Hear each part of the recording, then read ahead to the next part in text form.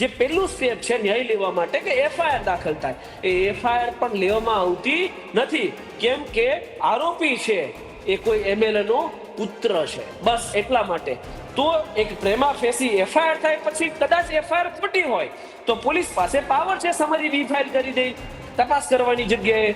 એક કાયદા વ્યવસ્થાની મજાક ઉડાડવી ને એ કોઈ રાજકોટ પોલીસ પાસેથી શીખે. પોલીસ એનસી દાખલ કરી અને માત્ર કોઈ એમએલએ ના પતિ, એમએલએ ના પુત્રની ચાટુકારિતા કરી રહી છે. હજુ 2 દિવસ પહેલા મેં એક ભાષણ સાંભળ્યું છે, એક અલ્પેશ જાડેજા એને કહી શકાય, કથિત પાટીદાર, બરાબર, એ પાટીદાર ના કહેવાય ને અલ્પેશ જાડેજા કહેવાય. એ અલ્પેશ જાડેજા એવી સ્પીચ આપે છે કે અમારા ભાઈની સામે પડો છો, આ સીટ ઉપર તમે લાડો પાડો છો, આ સીટ ઉપર કોઈ ઉભશે તો અમારો ભાઈ જ ઉભશે. કોઈનામાં તેવડ હોય તો ઊભીને બતાવે, અમે બતાવીશું તે કેટલી વિશે શું થાય. કેમ? તમારા માતાશ્રી કે તમારા પિતાશ્રી આ સીટ જોડીને ગયા છે. અભિમાન તો છે ને એ રાજા રાવણનું ચકનાચૂર થયું હતું જ્યારે નાભીમાં પ્રભુ શ્રી રામે બાણ માર્યું હતું. એટલે કોઈને પણ એવો ફાકો હોય કે ગોંડલ એ અમારા બાપ દાદાની જાગીર છે, અહીંયા કોઈ પણ વ્યક્તિ ઊભી ના શકે, કોઈ પણ વ્યક્તિ લડી ના શકે, તો આ ડેમોક્રેસી છે એટલું યાદ રાખજો. આ કોઈના બાપ દાદાની જાગીર નથી. એકવાર નહીં 100 વાર પોલીસ આમાં જે પણ પ્રોસિડિંગ કરે છે એ એમએલએ ના પુત્રની, એના પતિની પગચંપી કરવા માટે કરે છે. કારણ કે પ્રાઇમા ફેસી જોગવાઈ એવી છે કે એફઆઈઆર દાખલ થવી જોઈએ. પાળેલું કૂતરું અને દૂધ પાઈને સાપને મોટો કરો એ સૌથી પહેલા આપણને જ ડંખે. તો આ તમે સાપોને મોટા કરી રહ્યા છો, એ ડંખવાના છે, એ 100%ની વાત છે. કાયદો વ્યવસ્થા સુધરે, પરંતુ એ કાયદો વ્યવસ્થા સુધારવા માટે જેના હાથમાં પાવર છે એવા અમારા શ્રી ગૃહમંત્રી, એને કંઈક તો ધગજ હોવી જોઈએ, કંઈક તો એમને કંઈક કરવું જોઈએ. એમનું કામ માત્ર એક જ છે કે મીડિયાના માઇક મળે એટલે સીન સપાટા નાખવાના, સારા ભાષણો આપવાના કે અમે આમ છોડીશું નહીં, નાના વરઘોડા તો નીકળશે, સમરબંધી છોડવામાં નહીં આવે. જો તમારામાં હવા હોશિયારી હોય ને તો જાટ પરિવારની એફઆઈઆર નોંધી જવી જોઈએ. ગોંડલમાં કંઈ જ બરાબર નથી, પરંતુ ગોંડલમાં બુલડોઝર ક્યારેય નહીં ચાલે. એનું મુખ્ય કારણ એ છે કે કદાચ ગૃહમંત્રીને પણ ડર લાગતો હોય એવું માની શકાય. કારણ કે જો ગૃહમંત્રીને ડર ના લાગતો હોય તો આમાં ન્યાયિક તપાસ થઈ જવી જોઈએ ને. ગોંડલમાં રાજકુમાર જાટની મૃત્યુ થાય છે અને જેના કારણે સમગ્ર ગુજરાતમાં તેની ચર્ચા થાય છે અને તેના પડઘા રાજસ્થાન સુધી પડે છે. રાજસ્થાનમાં ઉગ્ર આંદોલન પણ કરવામાં આવી રહ્યું છે. સતત ન્યાયની માંગણી કરવામાં આવી રહી છે. તપાસ સીબીઆઈ કરે તેવી માંગ કરવામાં આવી રહી છે. ત્યારે હવે રોજે નવા અપડેટ્સ પણ પ્રાપ્ત થઈ રહ્યા છે. ફોરેન્સિક રિપોર્ટ સામે આવી ગયું છે. ત્યારે આ રિપોર્ટમાં શું ઉલ્લેખ કરવામાં આવ્યું છે, કારણ કે આ રિપોર્ટ પણ ખૂબ જ ચોંકાવનારું છે. સમજવું છે, ટેકનિકલ ટર્મ્સ સમજવા છે, જેને જણાવવા માટે અત્યારે ગુજરાત તક સાથે જોડાયા છે એડવોકેટ મેહુલભાઈ મોગરા. મેહુલભાઈ, સ્વાગત છે આપનું ગુજરાત તકમાં. મારો પહેલો સવાલ, રાજકુમાર જાટના કેસને લઈને રોજે નવા અપડેટ્સ આવી રહ્યા છે. ફોરેન્સિક જે રિપોર્ટ આવ્યો છે તેમાં ખૂબ જ ચોંકાવનારા ખુલાસા થયા છે. આપ કઈ રીતે જોઈ રહ્યા છો આ રિપોર્ટને?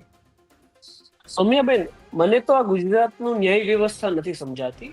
જ્યારે કોઈ મેહુલ બોગરા જેવો અથવા અન્ય કોઈ પણ સામાજિક લેવલે કામ કરતો વ્યક્તિ એ સિસ્ટમની સામે પડે ત્યારે એના ઉપર એફઆઈઆર કરવા માટે સિસ્ટમને કોઈ સ્ટોરીની આવશ્યકતા હોતી નથી. ફેબ્રિકેટેડ એફઆઈઆર નો ઢગલો થઈ જાય. મારી ઉપર 3 થી 4 એફઆઈઆર છે એટ્રોસિટી જેવા ગંભીર ગુનાઓની અંદર.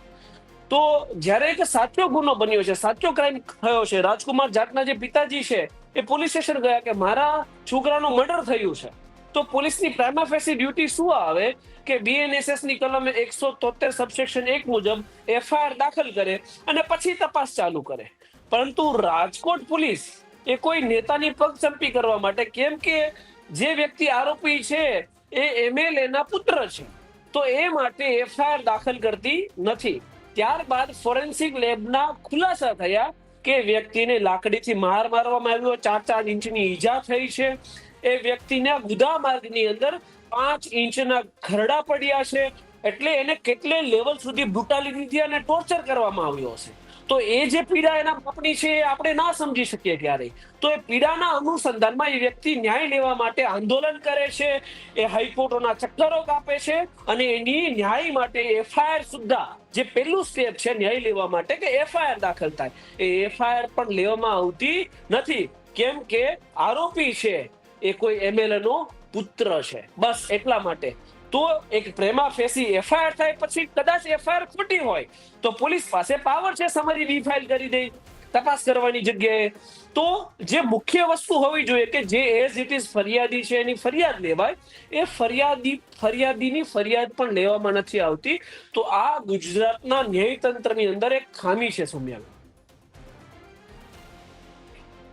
આ રિપોર્ટ આવ્યા બાદ હવે લાગે છે કે પોલીસ કઈ પગલાં લેશે, કારણ કે રિપોર્ટ ખૂબ જ વાયરલ થઈ રહ્યો છે, ફોરેન્સિક રિપોર્ટ, અને ત્યારબાદ પોલીસે એનસી નો ગુનો છે એ નોંધ્યો છે. હવે આ એનસી નો ગુનો ક્યારે નોંધવામાં આવે છે અને શું કામ નોંધ્યો છે રિપોર્ટ વાયરલ થયા બાદ, એ સમજવું છે. એ કાયદા વ્યવસ્થાની મજાક ઉડાડવી ને એ કોઈ રાજકોટ પોલીસ પાસેથી શીખે. કોઈ એક હિનિયસ ક્રાઇમ ની અંદર એનસી તો ક્યારે હોય કે સામાન્ય ગાળી ગલોચ હોય, કોઈ નાની મોટી ધાક ધમકી હોય અથવા ધક્કા મુક્કી થઈ હોય, તો એવા ક્રાઇમ ની અંદર પોલીસ જનરલી એનસી દાખલ કરતી હોય છે. હવે એક મર્ડર જેવા ગંભીર ગુનાની અંદર પોલીસ એનસી દાખલ કરી અને માત્ર કોઈ એમએલએ ના પતિ, એમએલએ ના પુત્રની ચાટુકારિતા કરી રહી છે. અને હું તો આ ગોંડલ બાબતે બહુ ચિંતિત છું, કારણ કે પહેલા એ કહેવાતું કે ગોંડલ ચાલુ થાય એટલે કાયદો વ્યવસ્થા પૂરી થાય. હાલ પણ એ જ પરિસ્થિતિ છે. હું માયકમાં હજારો વાર આવા ભાષણો સાંભળું છું કે એક એમએલએ ના જે પતિ છે એક એવું ભાષણ આપે છે જે મર્ડરના ગુનેગાર છે. હાઈકોર્ટે મર્ડર બાબતે એને લાઈફ ઇમ્પ્રિઝનમેન્ટની સજા અફોર્ડ કરી છે. આજીવન કેદનો એ આરોપી છે. એ વ્યક્તિ માઇક મળતા એવું કહે છે કે તમે કોની સામે ફોર્મ કરી રહ્યા છો? આ સીટ ઉપર કોઈ ઉભશે તો મારો પરિવાર જ ઉભશે. હજુ 2 દિવસ પહેલા મેં એક ભાષણ સાંભળ્યું છે, એક અલ્પેશ જાડેજા એને કહી શકાય, કથિત પાટીદાર, બરાબર, એ પાટીદાર ના કહેવાય ને અલ્પેશ જાડેજા કહેવાય. એ અલ્પેશ જાડેજા એવી સ્પીચ આપે છે કે અમારા ભાઈની સામે પડો છો, આ સીટ ઉપર તમે લાડો પાડો છો, આ સીટ ઉપર કોઈ ઉભશે તો અમારો ભાઈ જ ઉભશે.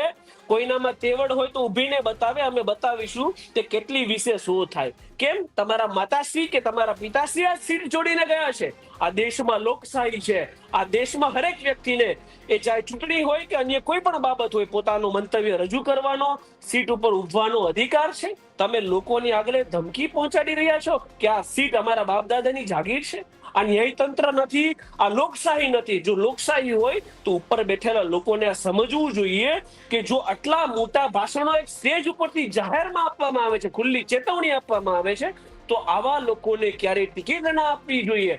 આવા વ્યક્તિઓને ક્યારેય રાજકારણમાં રહેવાનો અધિકાર નથી, કારણ કે આ ડેમોક્રેસી છે. અને હું એક સ્પષ્ટપણે આપનો માધ્યમથી એક સંદેશ આપીશ કે અભિમાન તો છે ને એ રાજા રાવણનું ચકનાચૂર થયું હતું જ્યારે નાભીમાં પ્રભુ શ્રી રામે બાણ માર્યું હતું. એટલે કોઈને પણ એવો ફાકો હોય કે ગોંડલ એ અમારા બાપ દાદાની જાગીર છે, અહીંયા કોઈ પણ વ્યક્તિ ઊભી ના શકે, કોઈ પણ વ્યક્તિ લડી ના શકે, તો આ ડેમોક્રેસી છે. એટલું યાદ રાખજો, આ કોઈના બાપ દાદાની જાગીર નથી. અને એનું જ પરિણામ આપણે જોઈ રહ્યા છીએ કે એક જઘન્ય અપરાધો, મર્ડર જેવા ગુનાની અંદર, ગોંડલ જેવા તાલુકાની અંદર મર્ડર જેવા ગુનાઓની એફઆઈઆર પણ લેવાતી નથી.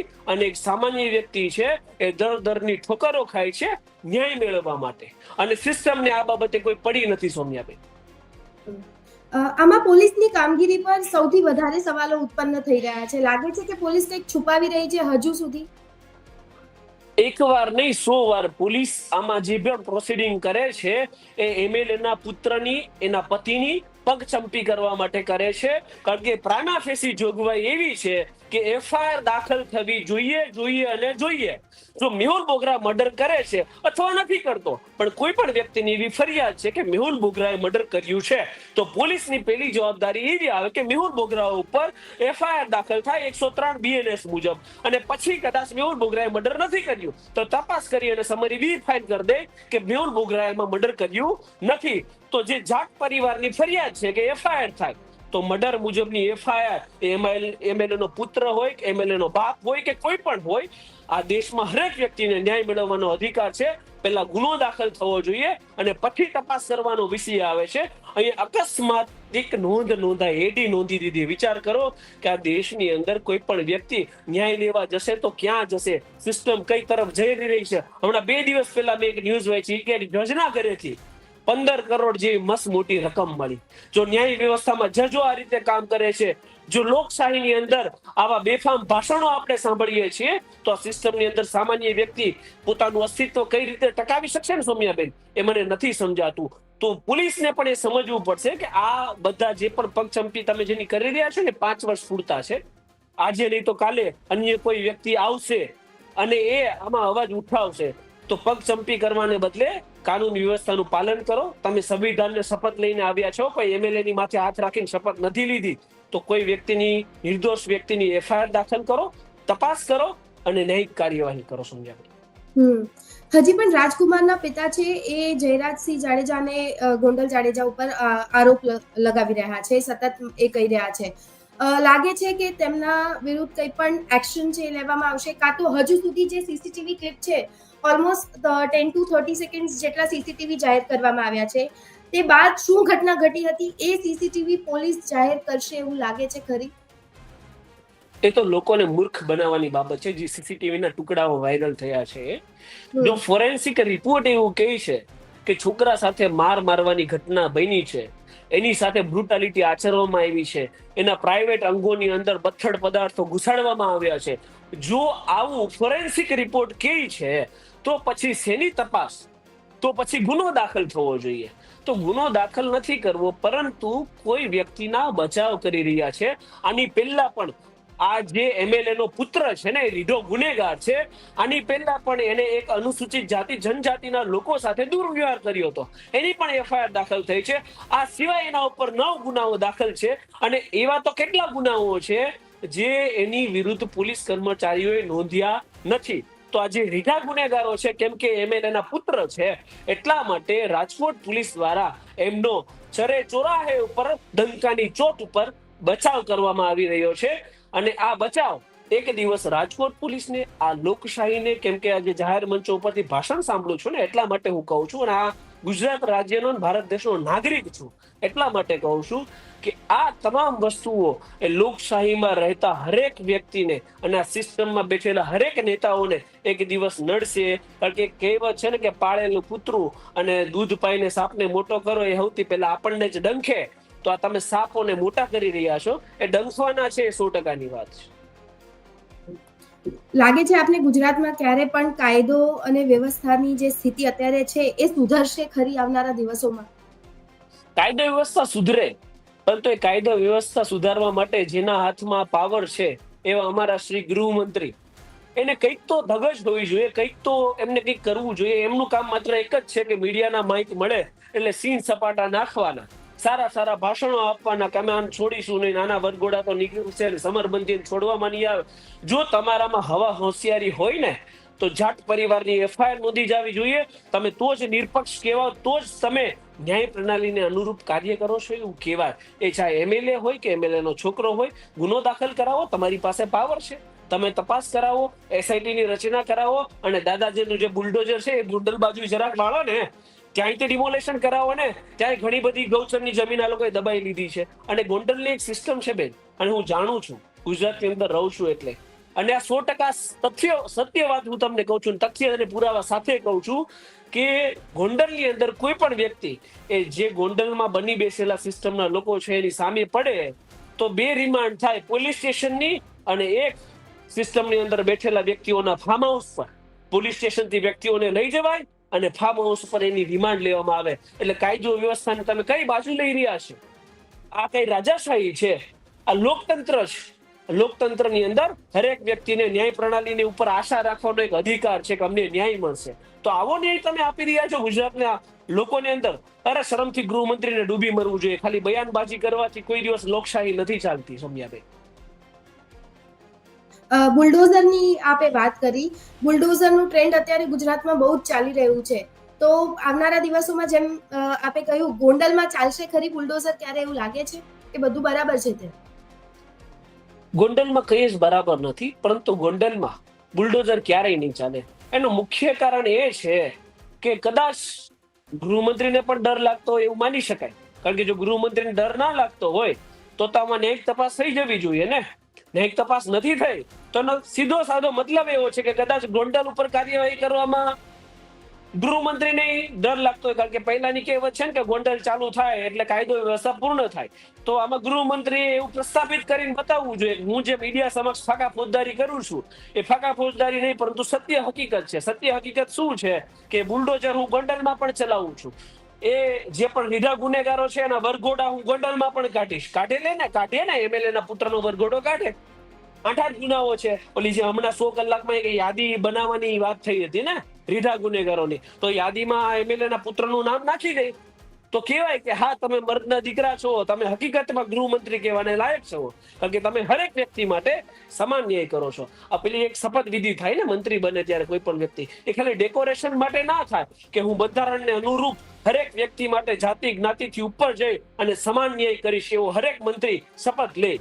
તો આ શપથ નિભાવવાનો સમય છે, તમે નિભાવીને બતાવો કે ભાઈ ગોંડલની અંદર જ કાયદો વ્યવસ્થા છે એ વેલ એસ્ટાબ્લિશ કરીને અમે રાખી છે. ઓકે. ગઈકાલે અમદાવાદમાં પણ પ્રેસ કોન્ફરન્સ યોજવામાં આવી, જેમાં 1481 અસામાજિક તત્વો વિરુદ્ધ કાયદેસરની કાર્યવાહી થશે.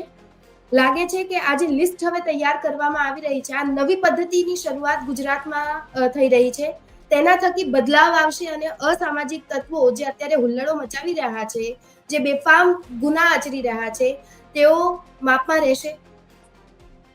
સૌમ્યાબેન, આ લિસ્ટ બનાવવાની વાત થઈ ને પછી કદાચ ગૃહમંત્રી પાસે એ લિસ્ટમાં કોને ઉમેરવા એ બાબતે લોકો જતા હોય કે ના જતા હોય, પણ મારી પાસે આવે છે લિસ્ટની અંદર જે પણ નિર્બળ નાના લોકો, નાના પોકેટ ચોર, પોકેટ ખંડણી માંગવા વાળો, નાની મોટા 1-2 કેસ હોય એવા એના નામ, કારણ કે નિર્બળ છે એટલે એના નામ ઉમેરવામાં આવ્યા છે. પણ જેના ઉપર 40-40, 50-50, 90-90 ગુનાઓ છે ને એમના નામ ક્યારેય ઉમેરવામાં આવ્યા નથી. એનું મુખ્ય કારણ એ છે કે કાં તો એ વ્યક્તિઓ એમએલએ અને મંત્રીઓના વહીવટદાર છે, ગેરકાયદેસર કબજા કર્યા હોય, ગેરકાયદેસર પ્લોટો ઉપર કબજા, જમીન મકાન ઉપર કબજા હોય, ત્યાં એમએલએ છે એના દલાલો સ્વરૂપે આ ગુનાઓ, રીઢા ગુનેગારો છે એને ત્યાં બેસાડે છે, ઉઘરાણી પતાવવા માટે તેમને ત્યાં બેસાડે છે. તો આ મળતિયાઓ કોના છે? તો કે મંત્રીઓના અને વિધાયકોના. તો એ હંમેશા લોકોનો બચાવ કરતા આવ્યા છે. એટલે જેના ઉપર 40-40, 50-50 મર્ડર, ખંડણી જેવા ગંભીર અપરાધો છે ને ત્યાં લઈને આ લિસ્ટમાં ઉમેરવામાં આવ્યા નથી, કેમ કે લોકો કોઈના કોઈ જગ્યાએ સિસ્ટમમાં બેઠેલા 156 વિધાયકો એમના હપ્તા વસૂલવાના, એમની ખંડણી વસૂલવાનો ધંધો કરે છે સૌમ્યાબેન. એટલે કાયદો વ્યવસ્થા ક્યારેય નહીં સુધરે. રાજકુમાર જાટનો કેસ. અમારો છેલ્લો સવાલ.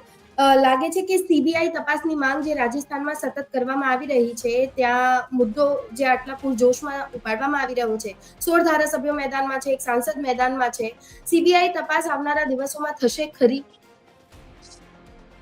જો હાઈકોર્ટમાં રીટ પિટિશન દાખલ કરવામાં આવે અને રીટ દ્વારા જો હાઈકોર્ટમાંથી માંગણી કરવામાં આવે તો સીબીઆઈ તપાસ ચોક્કસથી મળવી જોઈએ. એમને ન્યાય પ્રણાલી હજી છે થોડી ઘણી જેના ઉપર આપણે આશા રાખી શકીએ, પરંતુ જો ગુજરાત લેવલથી અથવા સેન્ટ્રલ લેવલથી આપણે નેતા અને પોલિટિકલ લેવલે જોઈએ કે ભાઈ સીબીઆઈ તપાસ મળશે તો એ ક્યારેય મળશે નહીં, કારણ કે જે અપરાધી છે એ ખુદ સિસ્ટમમાંથી જ છે. તો સિસ્ટમમાં બેસેલા લોકો એ હંમેશા સિસ્ટમ વાળાને બચાવે છે. તો સિસ્ટમમાંથી સીબીઆઈ તપાસ નહીં મળે પણ ન્યાય પ્રણાલીથી ચોક્કસથી આમને મળવા પાત્ર છે. અને બીજી વ્યવસાય એ છે અહીંયા ગુજરાતની અંદર ખાસ કરીને કે જો આજીવન કેદના સજા થઈ ગઈ છે એવા લોકો જો સિસ્ટમની અંદર બેઠા છે ને એના પુત્રઓ ગંભીર ગુનાઓ કરે છે, તો હવે આપણે સિસ્ટમ પાસે જ આશા રાખીએ કે આ લોકો આપણને ન્યાય આપશે, તો એ ક્યારેય આપણે આશા ના રાખી શકીએ સૌમ્યાબેન. Okay, thank you so much મેહુલભાઈ, આપ અમારી સાથે જોડાયા અને તમામ માહિતી આપી તે બદલ ખૂબ ખૂબ આભાર આપનો. ધન્યવાદ સૌમ્યા. તો હવે આવનારા દિવસોમાં આ ગોંડલનો મુદ્દો શું વળાંક લે છે એ જોવું ખૂબ જ રસપ્રદ રહેશે. શું સાચે જે રાજસ્થાનમાં માંગ કરવામાં આવી રહી છે કે સીબીઆઈ તપાસની માંગ જે છે કરવામાં આવી રહી છે, સાચા અર્થમાં આવનારા દિવસોમાં સીબીઆઈ ને તપાસ છે એ સોંપવામાં આવે છે કે કેમ, કે પછી હવે કોઈ નવો રિપોર્ટ બહાર આવે છે, એ જોવું ખૂબ જ રસપ્રદ રહેશે. તમામ અપડેટ્સ ગુજરાત તક આપના સુધી પહોંચાડતું રહેશે. અત્યારે બસ આટલું જ. ફરી મળીશું. નમસ્કાર.